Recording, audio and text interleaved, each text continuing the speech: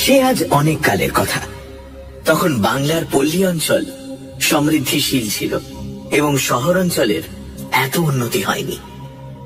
তখন লোকের অভাব অভিযোগ কম ছিল, কারণ জিনিসপত্র ছিল খুব সস্তা। বাঙালি চাকরির জন্য পাগল হয়ে শহরে ছুটে আসতো না। গ্রামের নদী, পুকুর ও শস্য ক্ষেত গ্রামবাসীদের অন্ন বস্ত্রের সংস্থান করত। গ্রামের জমিদার ও অবস্থাপন্ন লোকেরা তখন গ্রামেই থাকতেন। পরিবার সকল একান্নবর্তী ছিল এবং পুরুষেরা কেউ কেউ রোজগারের জন্য বিদেশে গেলেও বাকি সকলে গ্রামেই থাকতেন। সেই সময় বাংলার জনসংখ্যা অনেক কম ছিল, সেজন্য জমি পতিত ও জঙ্গলাকীর্ণ ছিল। গ্রামের আশপাশ নির্জন থাকাতে লোকের মন ডাকাত ও ভূত প্রেতের ভয়ে আচ্ছন্ন ছিল। তখন গঙ্গা ময়রার মতো ভূতের রোজারা বহু রোজগার করতেন। শিকড় বাকড়ে লোকের বিশ্বাস ছিল, অবশ্য তাদের গুণও ছিল যথেষ্ট। সেই কালে আমাদের যশোর জেলার কোন এক বর্ধিষ্ণু গ্রামে শ্রী দেবেন্দ্রনাথ ঘোষ বাস করতেন। গ্রামের নাম ছিল কল্যাণপুর, আর দেবেনবাবু ছিলেন সেই গ্রামের জমিদার। তার দুমহলা চক মেলানো বাড়ি ছিল। বাইরের মহলে ছিল জমিদার বাবুর বৈঠকখানা, নায়েব গোমস্তাদের দপ্তর এবং বাইরের কোনো অতিথি এলে তাদের থাকবার ঘর। বাইরের মহলের পর উঠোন, তারপরে অন্দর বাড়ি। বাইরের উঠোনের রক থেকে অন্দর মহলে যাবার একটি গলিপথ ছিল, অর্থাৎ বাইরের উঠোনের অন্দরের দিকের রক থেকে সেই গলিপথ দিয়ে অন্দরের উঠোনের রকে যাওয়া যেত। অন্দর বাড়ির মস্ত উঠোন, সেই দিকেই রান্নাবাড়ি, ভাড়ার ঘর, দাসীদের থাকবার ঘর ছিল। অন্দরের দোতলায় দেবেনবাবুর পরিবারবর্গ বাস করতেন। কল্যাণপুরের 10 মাইল উত্তরে উষা গ্রামে দেবেনবাবুর জমিদারি ছিল। এই গ্রামে নায়েব তহসিলদার ছিলেন রামচন্দ্র পাল। তার একটি মাত্র ছেলে নরেন বা নরু। সে এবছর এন্ট্রান্স পরীক্ষা দেবে। টেস্ট পরীক্ষায় উত্তীর্ণ হলে নরেন রামবাবুকে বলল, বাবা, আমাদের বাড়িতে তো মোটে 2টি ঘর। আমার পড়াশোনার বড় অসুবিধা হচ্ছে। ইউনিভার্সিটি পরীক্ষার আগে এই 2 মাস আমি যদি অন্য কোনো স্থানে থেকে পড়তে পারতাম, তাহলে আমি পাস সম্বন্ধে নিশ্চিন্ত হতে পারতাম। রামবাবু কথাটা বুঝলেন, কিন্তু হঠাৎ কোনো উপায় স্থির করতে পারলেন না। উষা গ্রাম ছিল খুব ছোট। গ্রামটি 3 দিকে জঙ্গল ও একদিকে ছিল প্রকাণ্ড মাঠ। যদিও এই গ্রামে কয়েক ঘর মধ্যবিত্ত গৃহস্থের বাস ছিল, কারোর এমন বাড়ি ছিল না যেখানে একটি খালি ঘর পাওয়া যায়। এই বিষয়ে চিন্তা করতে করতে জমিদার মশাইয়ের কথা রামবাবুর মনে পড়ল। দেবেনবাবু ছিলেন অত্যন্ত ভদ্রলোক ও দয়ালু। রামবাবু নিশ্চিত জানতেন যে তার ছেলেকে 2 মাসের জন্য স্থান দিতে জমিদার বাবু কখনো আপত্তি করবেন না। তিনি তার ছেলে নরুকে বললেন, বাবা, আমি তোমার থাকবার একটা জায়গা ঠিক করেছি। আজই কল্যাণপুরে গিয়ে বাবুমশাইকে অনুরোধ করব তিনি যেন তোমাকে পরীক্ষার অন্তত 2 মাস তাঁরই বাড়িতে রাখেন। কিন্তু বাবা, একটা কথা বলি, সেই বাড়িতে বাবুমশাইয়ের পরিবারবর্গও বাস করেন। হয়তো তারা তোমার সঙ্গে মেলামেশা করবেন, তুমি কিন্তু বাবা তাদের সঙ্গে একটু সাবধানে কথাবার্তা বলবে। তোমার 18 বছর বয়স হয়েছে, বেশি কিছু বলা তোমাকে বাহুল্য। দেখো বাবা, কেউ যেন আমার নরুর নিন্দে না করতে পারে। নরু বলল, বাবা, তুমি নিশ্চিন্ত থাকো। আমাদের মনিব বাড়ির মেয়েদের সঙ্গে কিরূপ ভাবে ব্যবহার করতে হয় তা আমি জানি। তাছাড়া আমি তো দিনরাত লেখাপড়া নিয়েই থাকবো। তোমার ভয় নেই, তোমার ছেলের কেউ নিন্দে করবে না। রামবাবু যা ভেবেছিলেন তাই হলো। জমিদার বাবু অতি আনন্দের সঙ্গে নরেনকে তার বাড়িতে রাখতে রাজি হলেন। নরেন যে ঘরটি পেল তার দরজার সামনেই রক, তারপরই উঠোন এবং উঠোনের অপর দিকে অন্দর মহলে যাবার রক, যেখান থেকে অন্দরের উঠোনে যাওয়ার সুড়িপথটি আরম্ভ হয়েছে। নরেন এই ঘরে থেকে পরীক্ষার জন্য প্রস্তুত হতে লাগলো। সে অন্দরে গিয়ে খাওয়া দাওয়া করত এবং অতি শীঘ্রই জমিদার গৃহিণী ও তার কন্যাদের স্নেহ আকর্ষণ করে নিল। নরেন ছিল শান্তশিষ্ট ও বিনয়ী। সেই জন্য সে সকলের স্নেহ ভালোবাসা আকর্ষণ করতে পারত। জমিদার গৃহিণী ও কন্যারা নরেনের সঙ্গে আপনজনের মতোই ব্যবহার করতেন। এইভাবে নরেন কল্যাণপুর জমিদার বাড়িতে অধিষ্ঠিত হল। নরেন তার লেখাপড়ার একটি প্রণালী স্থির করে দিন রাত ক ঘন্টা কি বিষয়ে পাঠ করবে তা ঠিক করে নিল। রাতে খাওয়া দাওয়ার পরও সে ঘন্টা 2 লেখাপড়া করত। রাত ঠিক 12টা বাজলে লেখাপড়া বন্ধ করে তার ঘরের বাইরে রকে বসে হাত মুখ ধুত এবং ঘরে গিয়ে দরজা বন্ধ করে শুয়ে পড়ত। একদিন রাতে ঠিক 12টার সময় রকে বসে হাত মুখে জল দিয়ে নরেন যখন উঠে দাঁড়ালো, উঠোনের অপর দিকে অন্দরে যাবার রকের দিকে তার নজর পড়ল। নরেন দেখল যে সেখানে 19-20 বছরের একটি সুশ্রী মেয়ে দাঁড়িয়ে আছে। নরেন তাকে চিনতে পারল না। সে তাড়াতাড়ি দরজা বন্ধ করে শুয়ে পড়ল। পরদিন রাত্রে নরেন পড়ছে আর ভাবছে, কে সেই মেয়েটি? অত রাত্রে রকে দাঁড়িয়ে কি করছিল? আজও সে আসবে নাকি?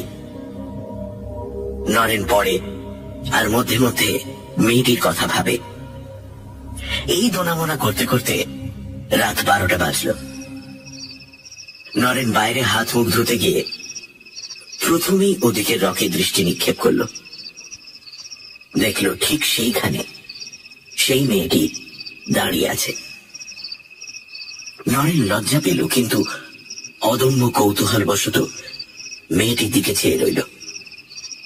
মেয়েটিও নরেনকে এক দৃষ্টে দেখছিল। ক্রমে মেয়েটি আস্তে আস্তে নরেনের দিকে এগোতে লাগল, যেন নরেনকে কি বলবে। ক্রমে মেয়েটি উঠোনে নেমে ধীরে ধীরে নরেনের দিকে আসতে লাগল, কিন্তু নরেন আর অপেক্ষা করল না। তার বুক ধড়ফড় করছিল। সে তাড়াতাড়ি ঘরে ঢুকে দরজা বন্ধ করে দিল। নরেনের সে রাত্রিরে ভালো ঘুম হল না। পরদিনও সারাদিন মনটা উচাটন হয়ে রইল। এই মেয়েটি কে? কোথাও দেখেছি বলে তো মনে পড়ছে না।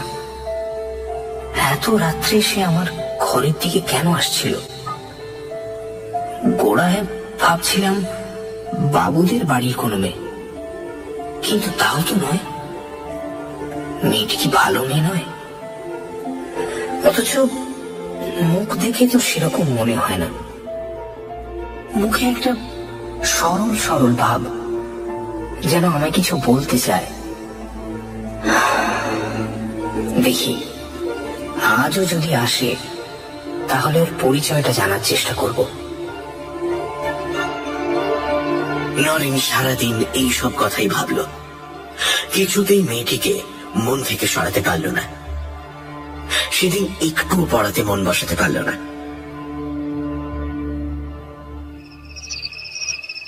রাত 12টা। নরেন ঘরের বাইরে গিয়ে দেখল মেয়েটি আজ রক থেকে নেমে উঠোনের মধ্যে দাঁড়িয়ে আছে। নরেনকে দেখেই মেয়েটি তার কাছে অগ্রসর হয়ে এলো। আজ আর নরেন তাকে ফেরাতে পারল না। মেয়েটি নরেনকে অতি মিষ্টি স্বরে জিজ্ঞেস করল, তোমাকে আমার বড় ভালো লেগেছে, তাই একটু গল্প করতে এলাম। চলো তোমার ঘরে গিয়ে বসি। মেয়েটির চোখে কি ছিল জানি না। নরেন যেন মন্ত্রমুগ্ধ কিংবা মোহগ্রস্তের মতো হয়ে গেল। কেমন এক অবর্ণনীয় ভাব অনুভব করল। সেটা আনন্দ, ভয়, মোহ না সুখ?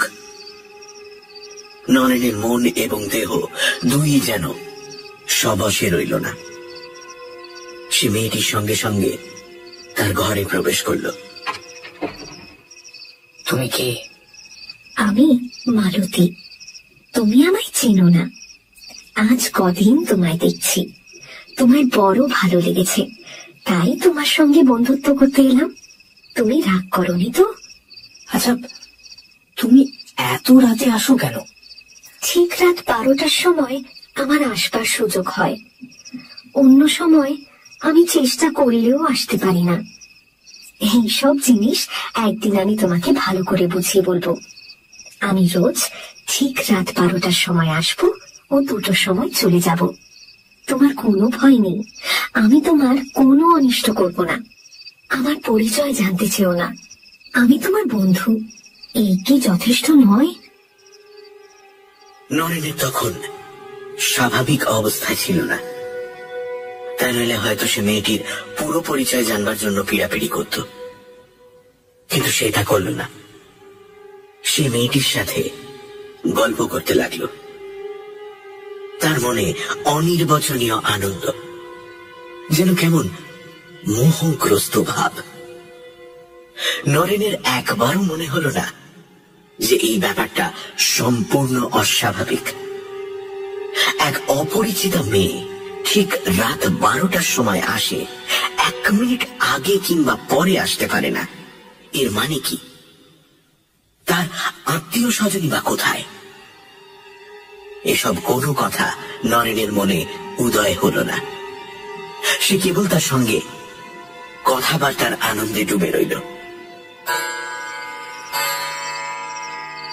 রাত 2টো বাজতেই মেয়েটি উঠে বলল, আজ যাই, কাল ঠিক 12টায় আসবো। বলে মেয়েটি ঘরের বাইরে চলে গেল। নরেন প্রায় সঙ্গে সঙ্গে বাইরে গিয়ে আর মেয়েটিকে দেখতে পেল না। সারা উঠোন ঘা ঘা করছে, আর রকে কোনো জনমনীষী নেই। পরদিন আবার ঠিক রাত 12টার সময় মালতীর আগমন হলো। পড়া সেরে ঘরের বাইরে যেতেই দরজার কাছে মালতীকে সে দেখতে পেল। তারপর দুজনে ঘরের ভিতরে এসে গল্প গুজব আরম্ভ করল। এইভাবেই দিন কাটছে। নরেনের লেখাপড়া চুল হয়ে গেছে। নরেন সর্বক্ষণ মেয়েটির কথা ভাবে, এমনই তার আকর্ষণ। সে সারাদিন উদ্গ্রীব হয়ে থাকে কখন রাত 12টা বাজবে। মেয়েটির সঙ্গ উন্মাদকর, এবং রাত 12টা থেকে 2টো পর্যন্ত এই 2 ঘন্টা সুখের স্বপ্নের মতো কেটে যায়। কখনো কখনো নরেন ভাবে, কে এই মেয়েটি, কোথায় থাকে, কার মেয়ে, কেন সে রাত্রি 12টার সময় আসে, কেন 2টোর পরেই চলে যায়? কিছুই বুঝতে পারে না। তাকে জিজ্ঞাসা করলে মালতী কেবল হাসে, বলে, আমার পরিচয় নিয়ে কি হবে? কেন, আমাকে কি পছন্দ করো না? তুমি প্রায়ই জিজ্ঞাসা করো কেনই বা আমি 12টার সময় আসি ও 2টোর সময় চলে যাই। তার কারণটা আজ তোমায় বলি। রাত 12টা থেকে 2টো পর্যন্ত যে ক্ষণ, কেবল সেই সময়টাই আমি তোমার কাছে আসতে পারি। আমার এমন ক্ষমতা নেই যে 12টার আগে আসি কিংবা 2টোর পরেও থাকি। নরেন এইসব কথা শোনে, আর তার মনে কেমন একটা সন্দেহের উদয় হয়। একবার এই কথাও তার মনের মধ্যে উকি ঝুঁকি মারে যে এ কি মানুষ নয়? আরো একটা জিনিস সে লক্ষ্য করল, যে মালতী চলে যাওয়ার পর তার দেহ মনে একটি গভীর অবসাদ আসে। সে মরার মতো ঘুমিয়ে পড়ে ও পরদিন উঠতে অনেক বেলা হয়। সে আরো লক্ষ্য করল যে তার শরীর দিনের পর দিন শুকিয়ে যাচ্ছে। ক্রমে ক্রমে এই কথা তার মনে বদ্ধমূল হল যে মালতীর সঙ্গ তার পক্ষে মঙ্গলজনক নয়। কিন্তু কি করা যায়? কি করে এর হাত থেকে উদ্ধার পাবে? নরেন বেশ বুঝতে পেরেছে যে এটা তার পক্ষে অসম্ভব, এবং এভাবে আর দিন কতক চললেই তার শরীর একেবারে ভেঙে পড়বে। নরেন উপায় ঠাউরাতে লাগলো যে কি করে মালতীর আশা বন্ধ করা যায়। সে ভাবল যে মালতী যখন বলছে যে রাত 12টা থেকে 2টো পর্যন্ত তার আসবার সময়, আমি কেন সেই সময়টা দরজা বন্ধ করে ঘরের ভেতরে শুয়ে থাকি না? সে দরজা বন্ধ থেকে বুঝতে পারবে যে আমি হয়তো ঘুমিয়ে পড়েছি। হ্যাঁ, ঠিক ঠিক। নরেন প্রতিজ্ঞা করল যে সেই রাত্রেই সে ঐরম করবে।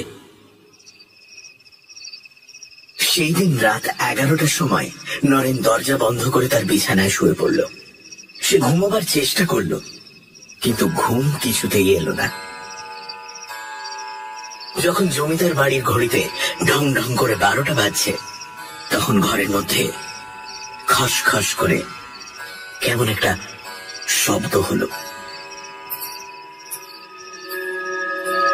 নরেন এতক্ষণ চোখ বুজে পড়েছিল। খসখস শব্দ শুনে নরেন চোখ মেলে দেখল যে মালতী ঘরের ভেতর দরজার কাছে দাঁড়িয়ে আছে। কে তুমি?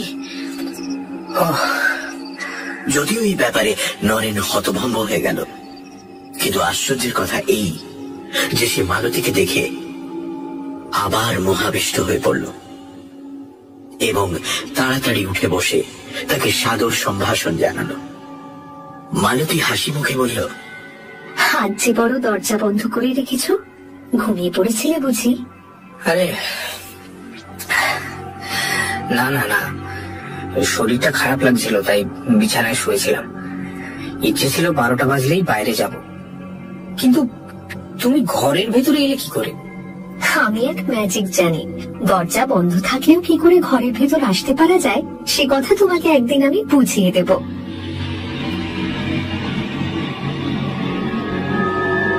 সে রাত্রে মালতী চলে গেলে নরেন এক মুহূর্ত ঘুমোতে পারল না। সে কেবলই ভাবে যে মালতী কি করে ঘরের দরজা বন্ধ থাকা সত্ত্বেও ভেতরে আসতে পারল, যেটা এতদিন তার মনে উঁকি ঝুঁকি মারছিল। এখন সেই ধারণা বদ্ধমূল হল।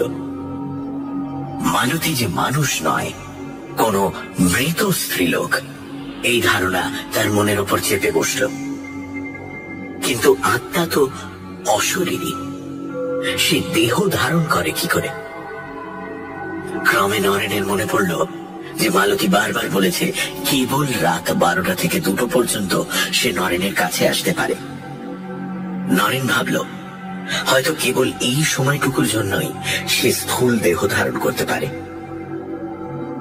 নরেনের এই সম্বন্ধে কোনো জ্ঞান ছিল না এবং কোনো স্থির সিদ্ধান্তে উপনীত হতে সে পারল না। তবে এটা সে স্থির বুঝল যে এইভাবে আর কিছুদিন চললে, পাশ করা দূরে থাকুক, তার প্রাণ সংশয় হবে। এর 2-4 দিনের ভেতরই নরেন কঙ্কাল সার হয়ে পড়ল। ভয় ও প্রেতসঙ্গ তার শরীর আর মনকে দগ্ধ করে দিল। দিন রাত তার খাওয়া নেই, ঘুম নেই, কেবল রাত্রে ওই 2 ঘন্টা সে ভুলে থাকে। এমনই মালতীর আকর্ষণ, আর এমনই নরেনের মোহ। বাড়ির সকলে দেখল যে নরেন শুকিয়ে যাচ্ছে। একদিন গৃহিণী অনুযোগ করলেন যে সে যেন রাত জেগে বেশি পড়াশোনা না করে। তার পুষ্টিকর খাবারেরও বন্দোবস্ত করলেন, কিন্তু কোনো ফল হলো না। তখন গৃহিণী একদিন জমিদার বাবুকে নরেনের শারীরিক অবস্থার কথা জানালেন। দেবেন বাবু নরেনকে ডেকে পাঠালেন ও তাকে বহু প্রশ্ন করলেন। নরেন প্রথমটা লুকোতে চেষ্টা করেছিল, কিন্তু প্রশ্ন বাণে জর্জরিত হয়ে শেষটায় নরেন সেই মেয়েটির কথা বলে ফেলল। একটি ভদ্রলোকের মেয়ে রাত্রে ঘরে আসে শুনে জমিদার বাবু চমকে উঠলেন ও বারবার সেই মেয়েটির পরিচয় জিজ্ঞাসা করলেন। নরেন বলল, আমি অনেক জিজ্ঞেস করেছি, কোনো পরিচয়ই ও দেয় না। তুমি তাকে ঘরে ডেকে আনো কেন? না না, আমি ডাকি না, সে আপনি আসে। তুমি ঘরের দরজা বন্ধ করে থাকো না কেন? তুমি তো বলছো যে সে রাত 12টার আগে আসতে পারে না। তুমি তার আগেই দরজায় খিল দিয়ে শুয়ে পড়ো না কেন? আমি দরজা বন্ধ করে দেখেছি, দরজা বন্ধ থাকলেও সে ঘরে আসে। জমিদার বাবু অবিশ্বাসের হাসি হেসে বললেন, তুমি কি গাঁজাখুরি কথা বলছো? দরজা বন্ধ থাকলে সে আসবে কেমন করে? তা জানি না, বোধহয় তার কোনো অমানসিক ক্ষমতা আছে। আমি তাকে জিজ্ঞাসা করেছিলাম, সে খালি হাসে আর বলে, একদিন বুঝতে পারবে, একদিন বুঝতে পারবে। নরেনের কথা শুনে দেবেনবাবু বিস্ময়ে অভিভূত হয়ে পড়লেন। তিনি বুঝতে পারলেন না যে রহস্যটা কি। তিনি নরেনকে ভালোভাবে জানতেন যে সে সত্যবাদী ও সৎ। বিশেষ করে তার সামনে সে কখনোই মিথ্যে কথা বলবে না। তিনি নরেনকে বললেন, তুমি আমাকে এই ব্যাপারটা দেখাতে পারো? হ্যাঁ, নিশ্চয়ই পারি। আপনি রাত 12টা বাজার একটু আগে থাকতে আমার এই পাশের ঘরটায় লুকিয়ে থাকবেন, তাহলে সবই দেখতে পাবেন, সবই শুনতে পাবেন। দেবেনবাবু তখনই নরেনের ঘরে গেলেন ও দরজা জানলা সব তন্ন তন্ন করে পরীক্ষা করে বুঝলেন যে দরজা বন্ধ থাকলে বাইরে থেকে সে ঘরে আসা একেবারে অসম্ভব। এই ঘরের পাশেই একটি ছোট ঘর ছিল এবং এই দুই ঘরের মধ্যে একটা ছোট জানলা ছিল। দেবেনবাবু ভেবে দেখলেন যে ওই জানলাটা খুলে যদি কেউ আলো নিভিয়ে ওই ছোট ঘরটায় লুকিয়ে থাকে, তাহলে নরেনের ঘরের সব ব্যাপারই সে লক্ষ্য করতে পারবে। দেবেনবাবু মনে মনে এই প্ল্যান স্থির করে রাত্রির জন্য অপেক্ষা করলেন। রাত 12টার কিছু আগে দেবেনবাবু সেই ছোট ঘরটায় গিয়ে ছোট জানলাটার আড়ালে লুকিয়ে রইলেন, কিন্তু নরেনের ঘরের ভেতর তীক্ষ্ণ দৃষ্টি রাখলেন। নরেন দরজা বন্ধ করে শুলে তিনি দরজাটির দিকে এক দৃষ্টি চেয়ে রইলেন, যাতে তার দৃষ্টি এড়িয়ে মেয়েটি ঘরের ভেতর না আসতে পারে। দেবেনবাবু এইভাবে চেয়ে আছেন আর নরেনের ঘরের আলো জ্বলছে। ঠিক 12টার সময় তার চোখে কেমন যেন ধাঁধা লাগলো। তিনি মুহূর্তের জন্য চোখ বুঝলেন। তখনই চোখ চেয়ে দেখলেন যে একটি সুন্দরী মেয়ে নরেনের ঘরের ভেতরে দরজার কাছে দাঁড়িয়ে আছে। কিসে কি হলো তিনি ব্যাপারটা কিছুতেই বুঝতে পারলেন না। তারপর মালতী ও নরেন যখন কথাবার্তা বলতে আরম্ভ করল, দেবেনবাবু চুপি সারে সে ঘর থেকে চলে গেলেন। মালতী যে প্রেতিনী সে বিষয়ে তার আর কোনো সন্দেহই রইল না।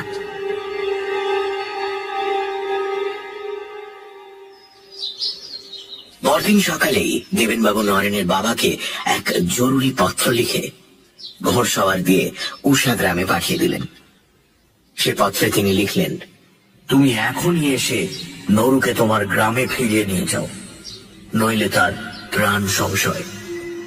আর নরেনকেও ডেকে বললেন যে তার বাপকে আনতে লোক গিয়েছে, তিনি এলেই যেন তার সঙ্গে নরেন গ্রামে ফিরে যায়। নরেন খুব রাজি, কারণ রাত্রের ওই 2 ঘন্টা ছাড়া নরেন সবসে সাধারণ মানুষের মতোই থাকে।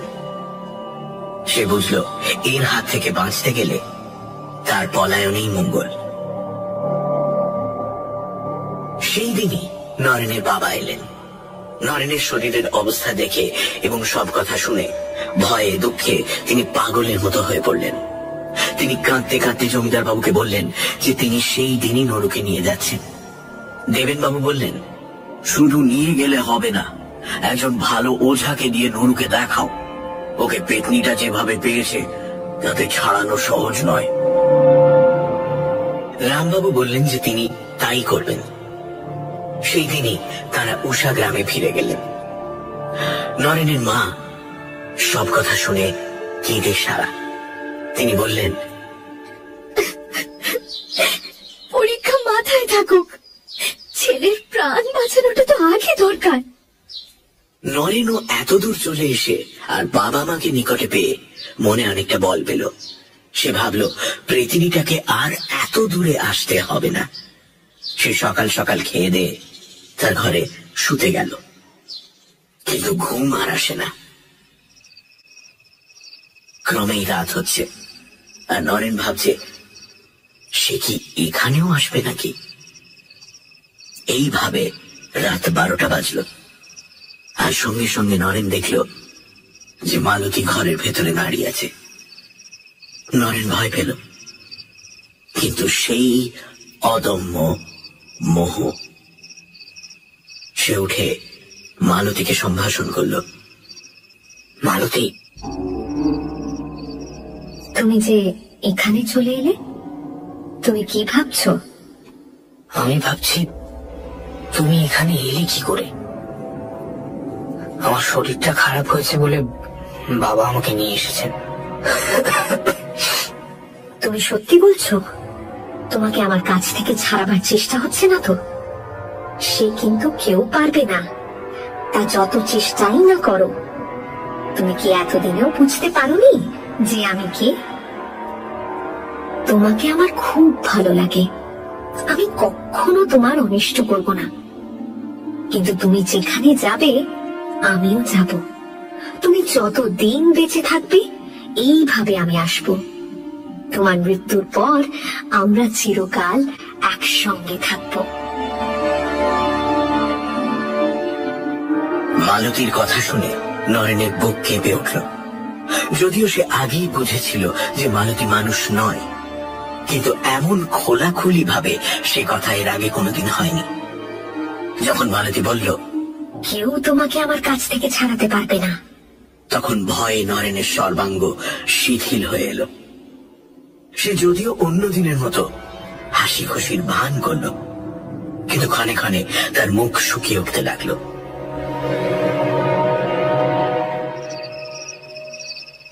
দুটোর সময় মালতী চলে গেলেই নরেন পাগলের মতো ছুটে গিয়ে তার বাবা মা শোবার ঘরের দরজায় ধাক্কা দিতে লাগলো।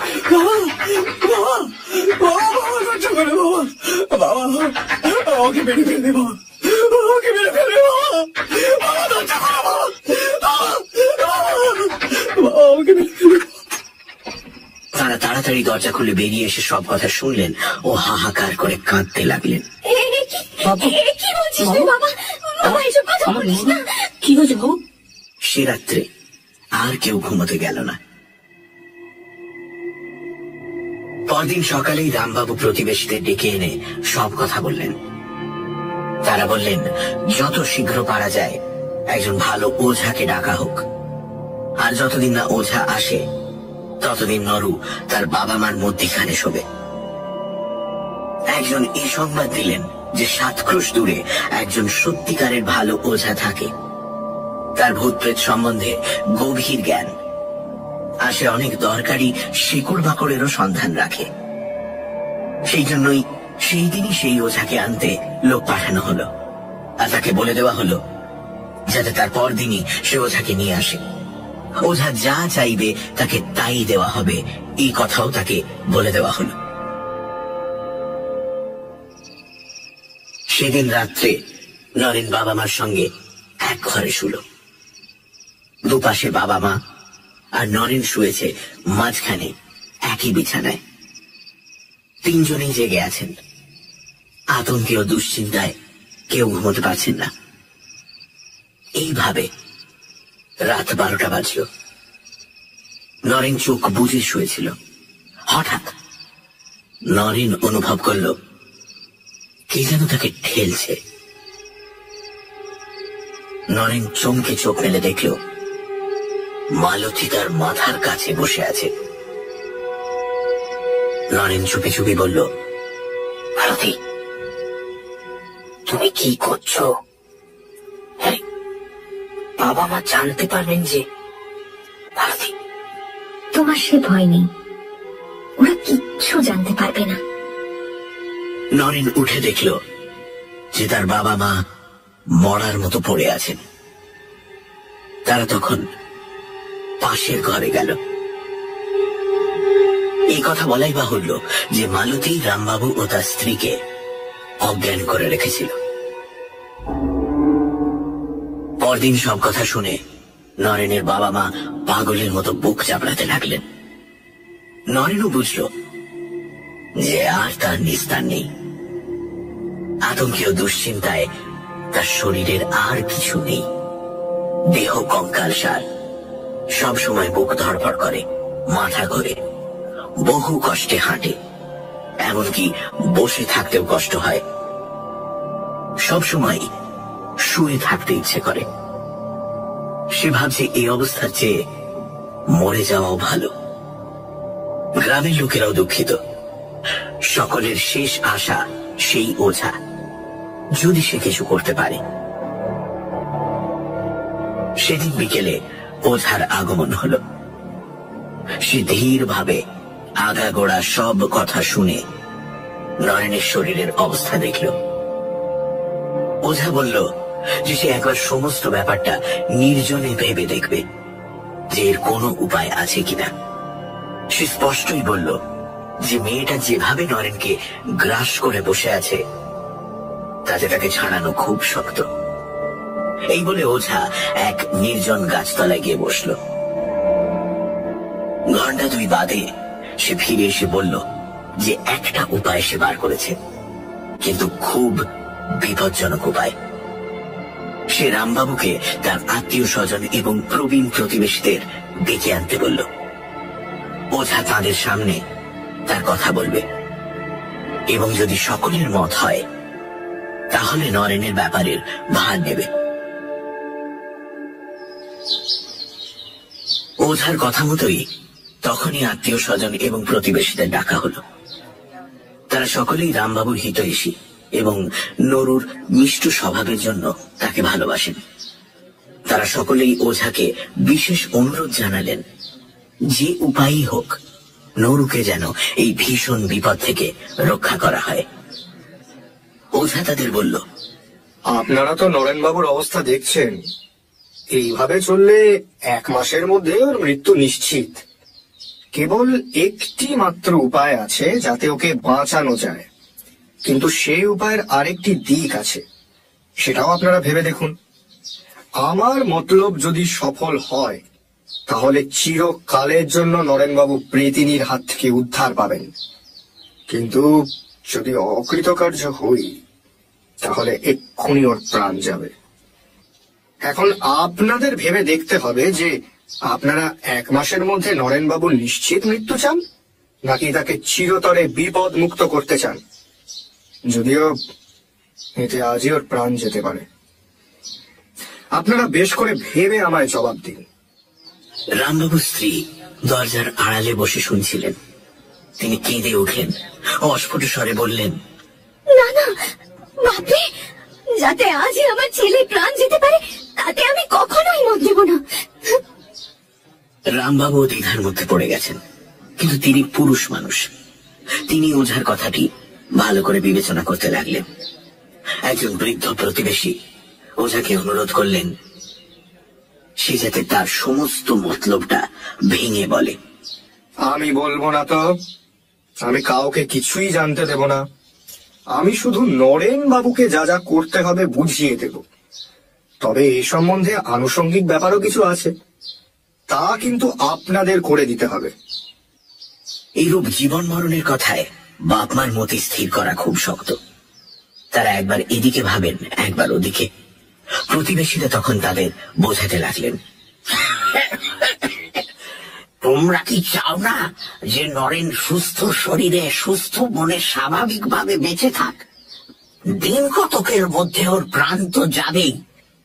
এরম ভাবে দিন কতক বেশি বেঁচে থেকে লাভ কি?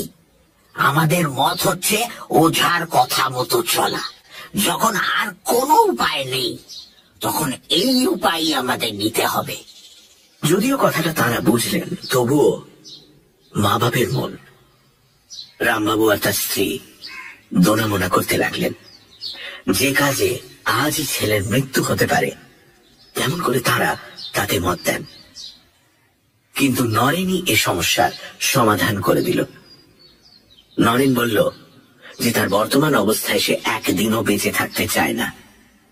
সে ওঝাকে পরিষ্কার বলল, আপনি আমাকে বাঁচাতে পারেন তো ভালো, নয়তো আজই আমার জীবন শেষ করে দিন। আমি এই নরক যন্ত্রণা আর একটা দিনও সহ্য করতে পারছি না। আমি পারছি না। তোমরা কিছু করো, মানা করো, এইসব কেন বলছে আমার ছেলে? নরেনের বাবা মা কাঁদতে লাগলেন, তার আত্মীয় স্বজনরা বোঝাতে লাগলেন। শেষে সর্বসম্মতিক্রমে স্থির হলো যে ওঝার উপর সম্পূর্ণ ব্যাপারটা ছেড়ে দেওয়া হোক। সে বলল, আজ তো সন্ধে হয়ে গেছে, আজ আর কিছু হবে না। আর একটা রাত্রি নরেনবাবু এইভাবেই থাকুন। কাল আমি এ ব্যাপারে একটা হেস্ত নেস্ত করব। তবে এখানে হবে না, যেখানে নরেনবাবুর সঙ্গে তার প্রথম দেখা হয়েছিল সেইখানে যেতে হবে। শেষকালে স্থির হলো ওঝা ও নরেন রামবাবুর সঙ্গে পরদিন সকালে কল্যাণপুরে জমিদারের বাড়িতে যাবে। সে রাত্রে মালতী নরেনকে বলল, তোমায় আগেও বলেছি, এখনো বলছি, যে কেউ তোমাকে আমার হাত থেকে কেড়ে নিতে পারবে না। আমি কখনো তোমার কোনো অনিষ্ট করব না। তুমি আগে যেখানে ছিলে সেখানে ফিরে যাও। আমার এখানে আসতে কিছু কষ্ট হয়। বেশ, তাই হবে। কালই আমি কল্যাণপুর ফিরে যাব। পরদিন কল্যাণপুরের জমিদার বাড়িতে রামবাবু, নরেন ও ওঝা উপস্থিত হল। ওঝা দেবেনবাবুকে বিষয়টা বুঝিয়ে দিল এবং বলল, আপনাকে কিছু সাহায্য করতে হবে আমার। দেবেনবাবু খুব আগ্রহের সঙ্গে সব কথা শুনলেন আর বললেন, তুমি যা চাও করব। নরু আমার ছেলের মতো। তাছাড়া মনুষ্যত্বের দিক দিয়েও এই পৈশাচিক ব্যাপারে যাতে অবসান হয় তাতে আমি সর্বপ্রকার সাহায্য করতে বাধ্য। না না, আপনাকে বেশি কিছু করতে হবে না। আপনি শুধু নরেনের ঘরটি খুব ভালো করে সাজিয়ে দিন। ঘরটি ছেড়ে মুছে তক্তপোষ সরিয়ে সেখানে একটি খাট পেতে দিন। আর ঘরটি আর বিছানাটি নানা রকম ফুল ও মালায় সজ্জিত করুন তো। সব বন্দোবস্ত কিন্তু সন্ধ্যের মধ্যেই শেষ করতে হবে। এতে আর কষ্ট কি, সন্ধ্যের মধ্যে এই বন্দোবস্ত হয়ে যাবে। রাত 10টার সময় ওঝা নরেনকে নিয়ে সেই ঘরে ঢুকে দরজা বন্ধ করে দিল। সেখানে ওঝা নরেনকে তার মতলবটা ভেঙে বলল আর খুব ভালো করে নরেনকে বুঝিয়ে দিল তাকে কি করতে হবে আর কি বলতে হবে। শেষকালে ওঝা বলল, নরেন বাবু, আপনার জীবন এখন আপনার হাতে। ভূতনাথ মহাদেবের কাছে প্রার্থনা করি যে তিনি আপনার বুকে বল দিন। রাত্রি 12টার কিছু আগে ওঝা ঘর থেকে বেরিয়ে গেল। ঠিক রাত 12টায় মালতীর আগমন হল। নরেন খুব আগ্রহের সঙ্গে তাকে আহ্বান করল এবং সাজানো খাটে বসতে বলল। আজ এ কি ব্যাপার? এমন খাট, এত ফুলের মালা, এ কার জন্য? কেন? তোমার জন্য। আর তার পুরস্কারও তো পেলাম। এর আগে তো কখনো তুমি দুবার আসনি। দুবার মানে? আমি আবার কখন এলাম? সে কি, তুমি এর মধ্যে ভুলে গেলে? তুমি রাত 10:30টার সময় এলে আর বললে যে তুমি ফুল নিয়ে সাজানো ঘর দেখে আজ আগেই এসেছো। আমার সঙ্গে ফুল নিয়ে, মালা নিয়ে কত কাড়াকাড়ি করলে। এ দেখো না, বিছানাতে ছেঁড়া মালা, ছেঁড়া ফুল পড়ে রয়েছে। এই তো 15 মিনিট হলো তুমি গেছো, এর মধ্যে সব ভুলে গেলে? ভুলে গেছো না আমার সঙ্গে তামাশা করছো? হ্যাঁ। নরেনের কথা শুনতে শুনতে মালতীর হাসি মিলিয়ে গেল।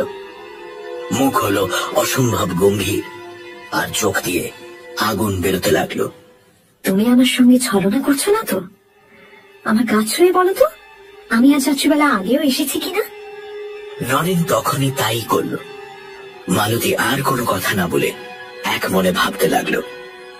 মালতীর মুখের সৌন্দর্য গেছে মিলিয়ে, মুখ রাগে কালো হয়ে গেছে আর থমথম করছে। কিছুক্ষণ পরে মালতী নরেনকে বলল যে এর আগে সে আসেনি, আর কেউ তার মতো সেজে এসেছিল। নরেন যেন কত দুঃখ আর ভয় পেয়েছে, এইভাবে বলল, মালতী, যদি তাই হয়ে থাকে তবে তুমি তার হাত থেকে আমাকে বাঁচাও। আমাকে বাঁচাও মালতী। আমার তোমাকেই ভালো লাগে আর তোমারই বন্ধুত্ব আমার চাই। যদি আর কেউ এভাবে আসে তাহলে আমি আর বাঁচবো না মালতী। যে করে হোক তুমি আমাকে এই ঘোর বিপদ থেকে বাঁচাও মালতী। মালতী, আমাকে বাঁচাও মালতী। মালতী কিছুক্ষণ গভীরভাবে চিন্তা করে বলল, এর একটা উপায় আছে, কিন্তু তা কি তুমি পারবে? আমাকে সম্পূর্ণ বিশ্বাস করতে পারবে কি? আমি কে তা তো তুমি জানো। এই গভীর রাতে আমার সঙ্গে এক জায়গায় যেতে পারো? নরেন বুঝল যে এতক্ষণে তার জীবনের সবচেয়ে সংকটময় মুহূর্ত উপস্থিত হয়েছে। তার হাত পা ঠান্ডা হয়ে গেল এবং বুকের মধ্যে কেমন করতে লাগলো। সে কষ্টে হেসে বলল, তোমার সঙ্গে যাবো তাতে ভয়টা কি? কিন্তু তুমি কি করতে চাও সেটা আমাকে বুঝিয়ে বলো। এখান থেকে 2 মাইল দূরে উত্তর দিকে যে জঙ্গলটা আছে সেখানে তোমায় নিয়ে যাব। সেখানে এক জায়গায় এক রকমের লতাকে শিশা আছে। সেই লতার শিকড় তোমাকে আনতে হবে। তা তুমি নিজেই নিয়ে এসো না। তুমি তো সব জায়গায় যেতে পারো। বাইরে কি প্রচন্ড মেঘ করেছে দেখেছো? আর তুমি তো জানো আমার হাঁটতে বেশ কষ্ট হয়। আমি যদি আনতে পারতুম তাহলে কি তোমাকে কষ্ট দিই? আমি সে লতা গাছের কাছেও যেতে পারি না। তোমাকে সে শিকড় আনতেই হবে। সেই শিকড় দিন রাত তোমার হাতে বেঁধে রাখতে হবে। ঠিক রাত 12টার সময় সেই শিকড় খুলে অন্য ঘরে তফাৎ করে রেখে আসবে। আর রাত 2টোর সময় আমি চলে গেলে আবার পড়ে থাকবে। কেউ আর তোমার কাছে আসতে পারবে না। নরেন আর কিছু বলল না এবং তারা দুজন ঘর থেকে উঠোনে নামল। ক্রমে উঠোনের বাইরে এসে গ্রামের উত্তর দিকে যেতে লাগলো। আকাশ গভীর মেঘাচ্ছন্ন, মধ্যে মধ্যে বিদ্যুৎ চমকাচ্ছে। পল্লী পথ জনহীন। নরেনের সঙ্গী কেবল মালতী। সে মানুষ নয়, নরেন জানে। শুধু তাই নয়, নরেন দুর্বল বলে মালতী তার হাতও ধরে আছে। মালতী তাকে বলল, এখন তুমি বেশি পরিশ্রম করো না। তুমি আমার কাঁধে ভর দিয়ে চলো। মনে রেখো, আসবার সময় আমি তোমার কাছে থাকতে পারবো না। তোমাকে নিজেই আসতে হবে। এইভাবে তারা দুজনে যাচ্ছে। গ্রাম্য পথ ছেড়ে তারা ধান ক্ষেতের দিকে গেল এবং সরু আলের উপর দিয়ে যেতে লাগলো। গভীর অন্ধকারের মধ্যে মধ্যে বিদ্যুতের আলোতে নরেন পথ দেখতে পাচ্ছে। অন্য সময় সম্পূর্ণ মালতীর উপর নির্ভর। ক্রমে তারা নদীর ধারে পৌঁছল। সামনেই শ্মশান, যার নাম কালা পেড়ের দেয়ার। কটি তেঁতুল গাছ দৈত্যের মতো দাঁড়িয়ে রয়েছে। নির্জন স্থান। নরেনের বুক সবলে স্পন্দিত হতে লাগলো, কিন্তু ওঝার কথা তখন তার কানে বাজছে। নরেন বাবু, আপনার জীবন আপনার হাতে। ভূতনাথকে স্মরণ করবেন, কোনো ভয় নেই। এইবার জঙ্গল আরম্ভ হলো। এখান থেকে আর পথ নেই। পৃথিবী যেদিকে নিয়ে যাচ্ছে মানুষ সেদিকেই যাচ্ছে। একটু পরে ডান দিকে একটা বড় অশ্বত্থ গাছ দেখা গেল। মালতী নরেনকে ছেড়ে দিয়ে বলল, ওই গাছটার ওপারে আগাছার জঙ্গল আছে। সেখানে গোটা কতক লতানো গাছ আছে। তারই একটা শিকড় শুদ্ধ তুলে নিয়ে এসো। তোমাকে একলাই যেতে হবে। পৃথিবী নির্দেশ মতো নরেন অগ্রসর হয়ে গেল এবং সেখানে কয়েকটি লতানি গাছ দেখতে পেল। মূল শুদ্ধ একটি লতানি গাছ তুলে এনে নরেন পূর্ব স্থানে ফিরে এলো, কিন্তু মালতীকে সে স্থানে দেখতে পেল না। সে ভয়ে কম্পিত স্বরে ডাকল, মালতী, মালতী, মালতী! প্রায় 50 হাত দূর থেকে মালতী জবাব দিল, আমি এখানে আছি।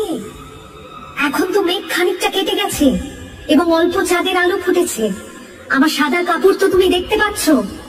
আমি এগিয়ে যাচ্ছি, তুমি পেছন পেছনে এসো। নরেন দ্রুতপদে মালতীর দিকে এগিয়ে গিয়ে বলল, আগে তুমি শিকড়টা দেখো তো যে ঠিক জিনিসটা এনেছি কিনা।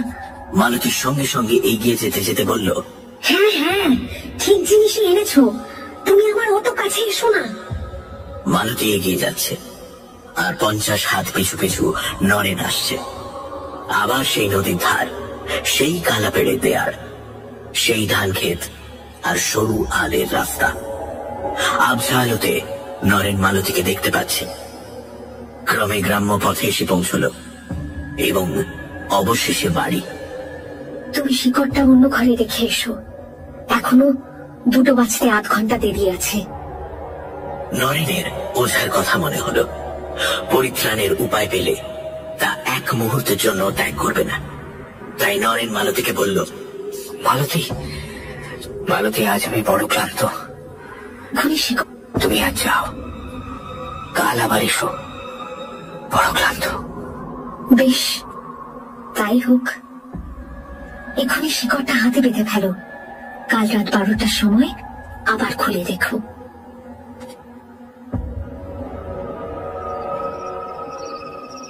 নরেন বাড়িতে পৌঁছেই জমিদার বাবুর বৈঠকখানা ঘরে গেল। সেখানে ওঝা, দেবেনবাবু ও তার বাবা গভীর দুশ্চিন্তায় আচ্ছন্ন হয়ে বসেছিলেন। নরেনকে দেখতে পেয়ে তারা আনন্দে কলরব করে উঠলেন। ওঝা জিজ্ঞেস করল, ওষুধ পেয়েছেন? কি জিনিস পেলেন একটু দেখি। নরেন শিকড় শুদ্ধ লতাটি ওঝাকে দিল, আর মালতী তাকে যা যা বলেছিল তাও বলল। ওঝা বলল, আর ভয় নেই। জয় ভগবান, জয় মহাদেব, জয় ভগবান। সেই রাত্রে এক বালার ভেতর সেই শিকড় নরেনের বাহুতে মক্ষম করে বেঁধে দেওয়া হলো। সে এমন বজ্র বাঁধন যে নরেন নিজে হাজার চেষ্টা করলেও অন্যের সাহায্য ছাড়া সে বালা খুলতে পারবে না। এই বালা ওঝাই সঙ্গে এনেছিল এবং এর গঠনও একটু বিশেষ রকমের। নরেনকে বালা পরিয়ে দিয়ে ওঝা বলল, এখন দিন কতক রাতে ও কিন্তু রোজ আসবে এবং অনুনয়, বিনয়, এমনকি ভয় প্রদর্শনও করতে পারে। কিন্তু আপনার কোনো ভয় নেই। এই বালাই এখন আপনার ইষ্ট কবচ। সে যাই বলুক আর যাই করুক, আপনি প্রাণান্তেও এই পালাটা খুলবেন না। ওঝা যা বলেছিল তাই হলো।